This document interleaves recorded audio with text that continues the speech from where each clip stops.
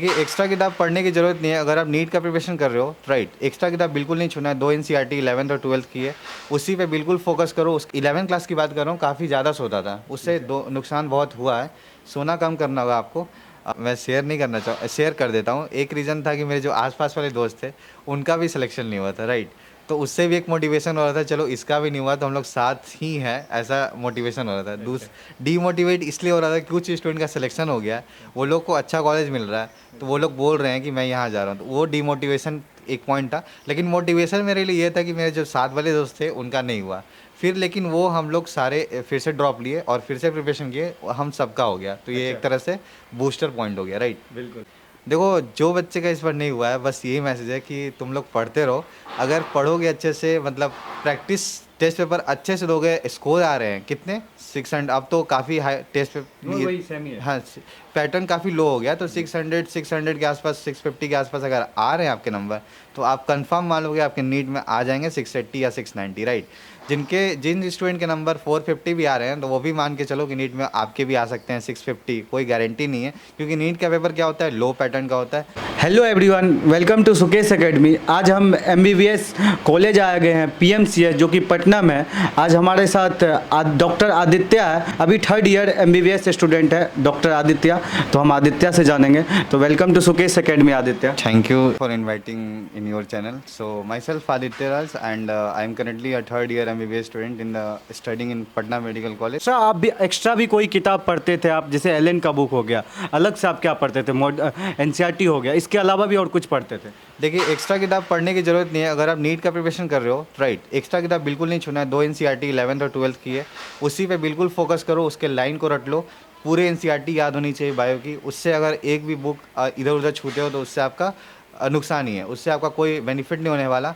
अगर आप extra solve करना चाह रहे हो तो एक्स्ट्रा टेस्ट पेपर सॉल्व करो। लाइक इतने सारे इंस्टीट्यूट है, तो इतने एक इंस्टीट्यूट पकड़ लो, लाइक आकाश हो गया, एलन हो गया, डिफरेंट इंस्टीट्यूट के टेस्ट पेपर उठाओ, उसको सॉल्व करो। उससे क्या होगा कि आपका रिवीजन और स्ट्रांग होगा, राइट। सो अगर मैं बात करूँ फिजिक्स और केमिस्ट्री की, फिजिक्स केमिस्ट्री में एनसीईआरटी पढ़ने की ज़रूरत नहीं है। अगर आप एनसीईआरटी पढ़ो तो केमिस्ट्री का पढ़ो, इनऑर्गेनिक पढ़ो, ऑर्गेनिक पढ़ो, उस पर वो सारे क्वेश्चंस उसी से आते हैं। लेकिन अगर आप कोई कोचिंग ज्वाइन किए हो तो कोचिंग के मटेरियल पे ध्यान दो। इरेलीवेंट टॉपिक्स पढ़ने की ज़रूरत नहीं है, उससे आपका टाइम वेस्ट होगा। टाइम वेस्ट होगा तो आप डीमोटिवेट हो गए। अगर आपके नंबर नहीं आएगा तो और डीमोटिवेट हो गए कि मेरे नंबर क्यों नहीं आते, मैं पढ़ तो रहा हूँ। लेकिन आप किस चीज़ पे पढ़ रहे हो, किस पे फोकस कर रहे हो, वो मैटर करता है, राइट। सो अगर आप दो इंसान को देखो, एक इंसान ये है, एक इंसान ये, ए और बी पर्सन है। ए पर्सन जो दिन में 8 घंटा पढ़ता है, लेकिन वो एनसीईआरटी पढ़ता है, और एनसीईआरटी पूरे अच्छे से पढ़ता है, लेकिन उसको कुछ याद नहीं होता है। और लेकिन उसको ये बताया गया कि अगर आप एनसीईआरटी पढ़ोगे तो इससे इससे क्वेश्चंस आएंगे। लेकिन दूसरा स्टूडेंट ये है कि उसको भी बताया गया एनसीईआरटी से क्वेश्चन आएंगे, लेकिन वो कोचिंग ज्वाइन किया है और वो केवल कोचिंग के मटेरियल पे ध्यान देता है, जो सर ने उसको बताया कि ये टॉपिक्स पढ़ो और इसी पे फोकस करो। लेकिन जो दूसरा वाला स्टूडेंट है उसके नंबर ज़्यादा आएंगे। क्यों आएंगे? क्योंकि वो एक उसको उसको एक क्रोनोलॉजिकल ऑर्डर में बताया गया कि ये ऑर्डर में आप पढ़ोगे तो इससे आपको नंबर आएंगे। लेकिन इसके पास कोई क्रोनोलॉजिकल ऑर्डर नहीं है, फर्स्ट पर्सन के पास। क्यों नहीं है? क्योंकि एनसीईआरटी पे फोकस है। एनसीईआरटी क्या किया है, पूरे डिस्क्रीट और डिस्पर्स वे में चैप्टर्स को दिया है, तो उसमें उससे पढ़ने में दिक्कत होती है, ऑब्जेक्टिव सॉल्व करने में दिक्कत होगा। तो मैं यही सजेस्ट करूँगा कि अगर आप पढ़ रहे हो तो कोचिंग के मटेरियल पे ध्यान दो। आप जो भी आपके पास मटेरियल है उस पर ध्यान दो, एक ही चीज़ पे फोकस करो, इरेलीवेंट टॉपिक्स पे बिल्कुल फोकस नहीं करो। आप शॉर्ट्स में थोड़ा डेली का रूटीन आप एक दिन का शेयर करें नीट होने से पहले। अच्छा, जो कि मेरा कोचिंग का टाइम टेबल था, एलन की कोचिंग का बता दे रहा हूँ। जो मैं कोचिंग करता था, सुबह सुबह मेरी क्लासेस थी 6 o'clock के आसपास, राइट। 6 o'clock में मतलब जाना होता था, क्लास स्टार्ट हो जाती थी, तो नहीं सॉरी 7 o'clock में क्लास स्टार्ट हो जाती, 6 o'clock में मुझे निकलना होता था। तो हॉस्टल से 5 के आसपास उठता था, 6 o'clock में फ्रेश व्रेश होकर 7 बजे क्लास अटेंड करनी थी। 7 से 1 बजे तक मेरा टाइमिंग था क्लास का। फिर उसके बाद एक खाना वाना खाकर फिर मैं सो जाता था। और 11 क्लास की बात कर रहा हूँ, काफ़ी ज़्यादा सोता था, उससे दो नुकसान बहुत हुआ है। सोना कम करना होगा आपको। तो फिर उसके बाद मैं 4 या 5 के आसपास उठता था, फिर पढ़ने कितना बैठता था। सोना चाहिए मिनिमम? मिनिमम अगर आप प्रिपरेशन कर रहे हो तो सोना केवल रात के लिए है। अगर आप रात में 1 घंटे सो लो दोपहर में, सही रहेगा। लेकिन मैं तो ये सजेस्ट करूँगा, रात को केवल सो, रात को 12 से 6 सो, दिन में पूरा पढ़ो, राइट। जितना पढ़ सके वो पढ़ो। पढ़ना तो होगा आपको, नहीं पढ़ोगे तो ये नुकसान ही होगा। तो ये टाइम टेबल अच्छा, अब तो आफ्टरनून तक का बता दिए, नून का क्या रहता था कि अच्छा, अगर जिनका क्लासेस लाइक कई स्टूडेंट का क्लासेस होता था आफ्टरनून में, मतलब 2 बजे से 8 बजे तक, तो उनकी टाइमिंग, उनकी शेड्यूल अलग होती थी। वो स्टूडेंट्स, मतलब मेरी भी कभी कई क्लासेस आफ्टरनून वाली लगी है, तो उसमें मैं 8 से लगभग 10 के आसपास या 11 में सो जाता था, फिर 11 से उठता था पढ़ने और रात भर पढ़ता था।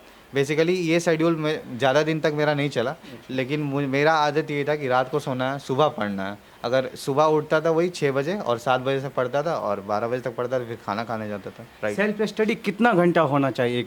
5 घंटा, 6 घंटा, 7 सेल्फ स्टडी आप जितना कर सको, लाइक 8 घंटा 6 घंटा तो मिनिमम होना ही चाहिए। मिनिमम 6 से 7 घंटा तो होना ही चाहिए। उससे अगर हम कम कर रहे हो प्रिपरेशन के टाइम पे, तो ये आगे आपको दिक्कत देगा। मतलब आप जितना भी सेल्फ स्टडी करो, लेकिन याद हर एक अच्छे सब्जेक्ट अच्छे से होना चाहिए। अच्छा, जैसे आपका 12th में फर्स्ट अटैम्प्ट पे नहीं हुआ था तो आप डीमोटिवेट हो गए होंगे, तो कहाँ से मोटिवेशन मिलता था? 2 रीज़न है इसका, मैं शेयर नहीं करना शेयर कर देता हूँ। एक रीज़न था कि मेरे जो आसपास वाले दोस्त थे, उनका भी सिलेक्शन नहीं हुआ था। राइट। तो उससे भी एक मोटिवेशन हो रहा था, चलो इसका भी नहीं हुआ तो हम लोग साथ ही हैं, ऐसा मोटिवेशन हो रहा था। डीमोटिवेट इसलिए हो रहा था कि कुछ स्टूडेंट का सिलेक्शन हो गया, वो लोग को अच्छा कॉलेज मिल रहा है, तो वो लोग बोल रहे हैं कि मैं यहाँ जा रहा हूँ, तो वो डीमोटिवेशन एक पॉइंट था। लेकिन मोटिवेशन मेरे लिए ये था कि मेरे जो साथ वाले दोस्त थे उनका नहीं हुआ, फिर लेकिन वो हम लोग सारे फिर से ड्रॉप लिए और फिर से प्रिपरेशन किए, हम सबका हो गया, तो ये एक तरह से बूस्टर पॉइंट हो गया। राइट। बिल्कुल। तो जो बच्चे का इस बार नहीं हुआ, आप उनको क्या मैसेज देना चाहेंगे? देखो, जो बच्चे का इस बार नहीं हुआ है, बस यही मैसेज है कि तुम लोग पढ़ते रहो। अगर पढ़ोगे अच्छे से, मतलब प्रैक्टिस, टेस्ट पेपर अच्छे से दोगे, स्कोर आ रहे हैं कितने 600, अब तो काफ़ी हाई टेस्ट वही सेम ही है। हाँ, पैटर्न काफ़ी लो हो गया, तो 600 के आसपास, 650 के आसपास अगर आ रहे हैं आपके नंबर, तो आप कंफर्म मान लोगे आपके नीट में आ जाएंगे 680 या 690। राइट। जिन स्टूडेंट के नंबर 450 भी आ रहे हैं, तो वो भी मान के चलो कि नीट में आपके भी आ सकते हैं 650। कोई गारंटी नहीं है, क्योंकि नीट का पेपर क्या होता है, लो पैटर्न का होता है। अगर आप अच्छे से सॉल्व करोगे, तो सिली मिस्टेक नहीं करोगे, तो अच्छा स्कोर कर जाओगे। तो डीमोटिवेट बिल्कुल नहीं होना, पढ़ते रहना है, टाइम टू टाइम चीज़ें को कंप्लीट करनी है, टेस्ट पेपर को सॉल्व करते रहना है, और होमवर्क बिल्कुल नहीं छोड़ना है। अच्छा, कंटिन्यू रखना। हाँ, पूरा कंटिन्यू रखना। अगर आप फ्लो तोड़ दोगे, तो आपका वो ट्रैक से हट जाओगे। राइट। ट्रैक से बिल्कुल हट जाओगे। आपने देखा कि अभी मेरे साथ आदित्य था, जो कि MBBS 3 साल है ना आपका?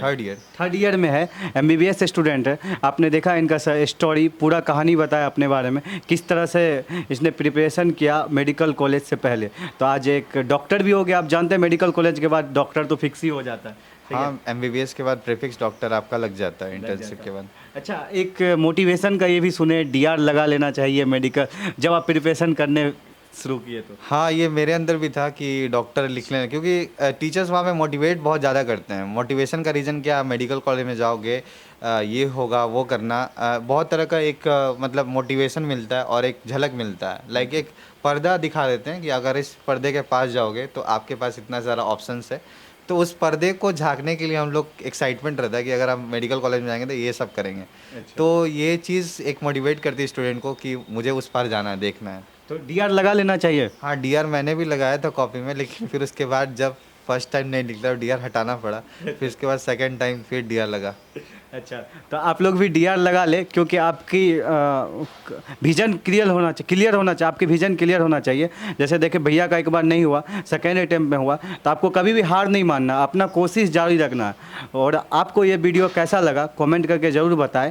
और भैया को पहले बहुत बहुत धन्यवाद समय देने के लिए। Thank you for inviting.